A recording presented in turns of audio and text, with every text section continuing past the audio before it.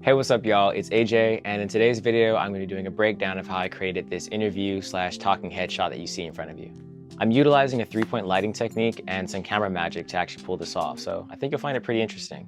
If you like this video, subscribe and comment down below to become a part of the vibe. My main goal is just to create a community that young and new creators like yourself feel comfortable in, and that have a guide to just help them as they start on their journey. So let's just get into it.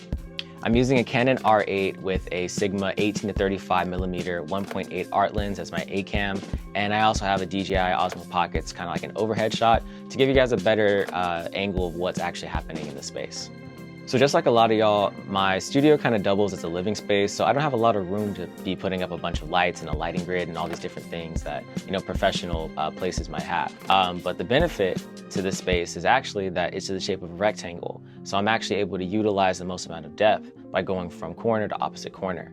I set up my Canon R8 in one corner, myself a little bit further back, and a greater distance to the corner behind me. Because my camera lens has a wide aperture and a low f-stop, I'm able to actually get a little bit of blur in the background because of that distance.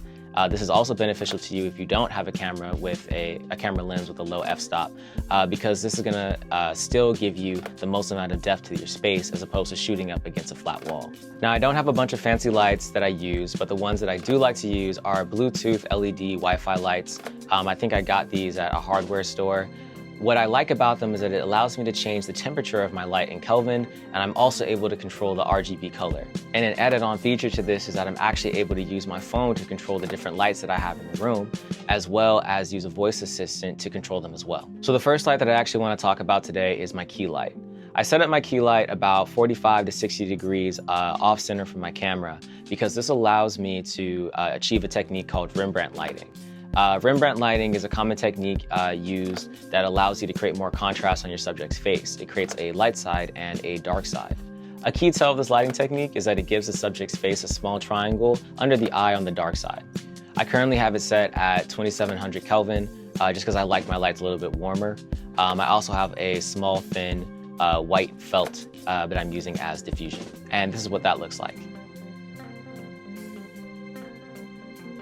So commonly used with 3-point lighting is going to be your fill light. The fill light that I use is placed very far overhead on the opposite side of my key to basically give the shadow side of my face just a little extra oomph. You don't want it to be the same intensity as your key, otherwise you're just going to have two key lights competing, and you're going to lose that contrast that you built up by setting up your key light the way you did in the beginning. Another thing to think about for this is that you want to mess around with the intensity and just find whatever works for you. I have mine set at like 27%, and I mess around with it all the time, just depending on how I want the specific mood to go. The more shadows you have on the subject's face and the contrast that's there, the moodier the shot. So just play around with it and see what works for you. And here's what that looks like.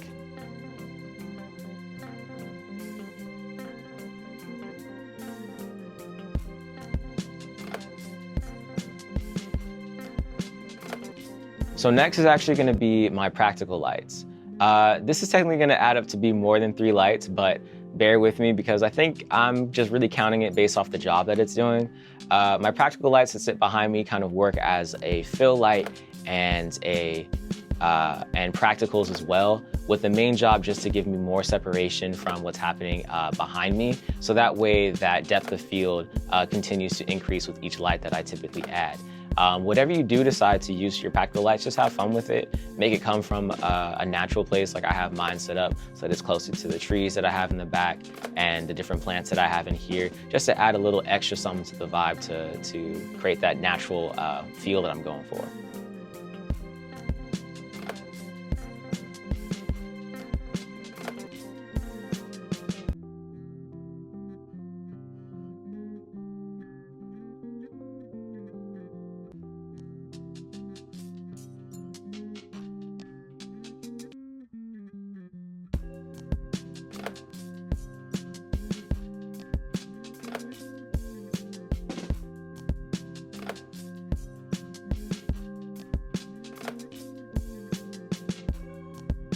So yeah, overall, I like to use this talking head shot as my main type of A-cam, just because it feels the most natural for me to set up. You guys get the widest shot that you can see in my room that still keeps me as the main focus.